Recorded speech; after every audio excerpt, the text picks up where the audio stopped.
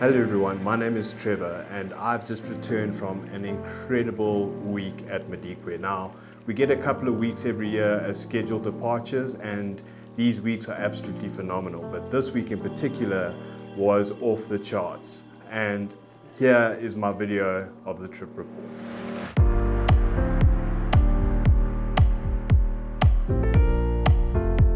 So I thought I would do things a little bit differently and share 5 of my favorite moments from the past week in Madikwe.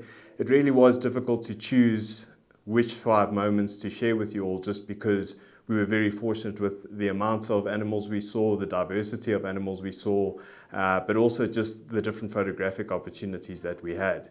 And the first one that I'd like to share with you is a special memory for me is the most exciting part of a day is heading out on safari, waking up early, and yes, this time of year at Madikwe, it's nice and cold, so you bundled up, head out just as the sun is rising, and it's always exciting for me because you are going into the unknown. You don't know what's around the next corner, you don't know what the animals have gotten up to in the evening, and just to get into the vehicle and to drive around and look for what's happened in the evening, look for signs, look for tracks, all those kinds of things is just really, really special for me, and it's a small moment, but it's a very, very priceless moment and very, very special.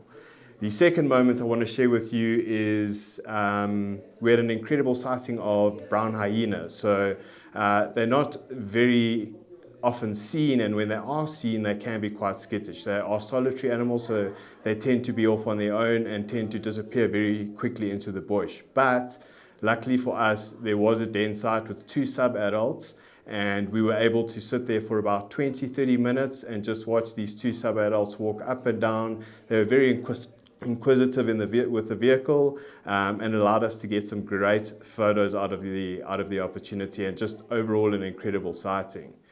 Thirdly, one of my favorite places at Madikwe is Clo Dam, and it was just a moment where we sat and observed. There were so many different species, especially this time of year being winter. There's not a lot of water lying around in the field, so the waterholes at camps and the larger waterholes out in the field are a huge attraction to numerous wildlife. And in this specific moment, we had zebras drinking, we had a rhino drinking just behind the zebras, and then just behind the rhino we had herds of elephants and a young calf as well that was running up and down.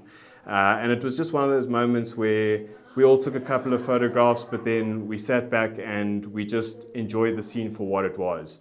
And I think that's quite important, is not to be stuck behind the camera all the time, but just to put the camera down and really appreciate what you see, where you are, and what's going on around you. It really, really, really accentuates the experience.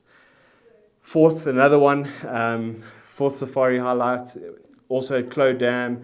This time of year, winter months, lots of activity, and we try and go to Clo Dam fairly often in the afternoons for the sunset. What happens is we park and have animals being backlit by the sun around the waterhole, and we did this I think on 3 afternoons, and each afternoon we did it was absolutely spectacular. The variety of different photographic opportunities you get is just unreal, but once again, just to sit there and see herd after herd after herd of elephants coming down to drink, as well as rhinos, and just sitting there and embracing the moment, and it's an incredible feeling. And to be out in the field and to be able to capture these moments and to see the joy on the guests' faces when they're in the sighting and after the sighting when we're reviewing images, that's what makes it all worthwhile. And my final highlight, and it was a difficult one to choose, but our second last morning, we found this fairly old male lion. He's coming towards the end of his days. Still looking in very, very good condition. The week that we were there, he fed quite well, and we found him quite far in the south, and we got to him. He was passed out, he was sleeping, and we decided, okay, there's not a lot going on around us. Between Grant, our guide, and myself, we said, let's just sit here, see what happens. Maybe he gets up, maybe he moves around.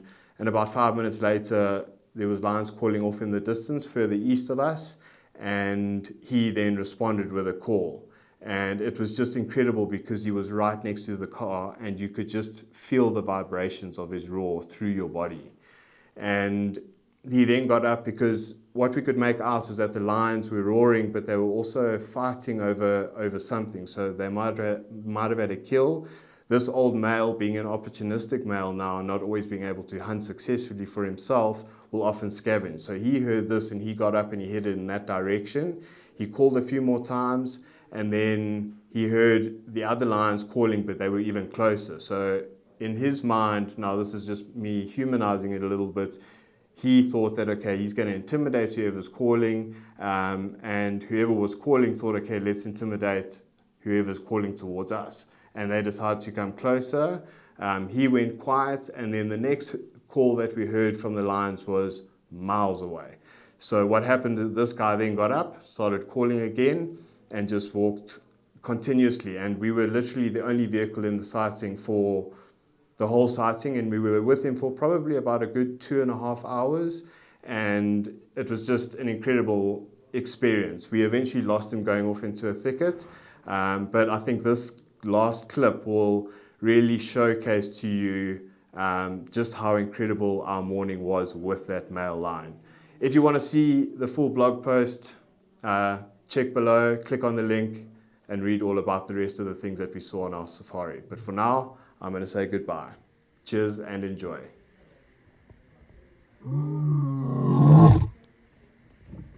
Mm-hmm.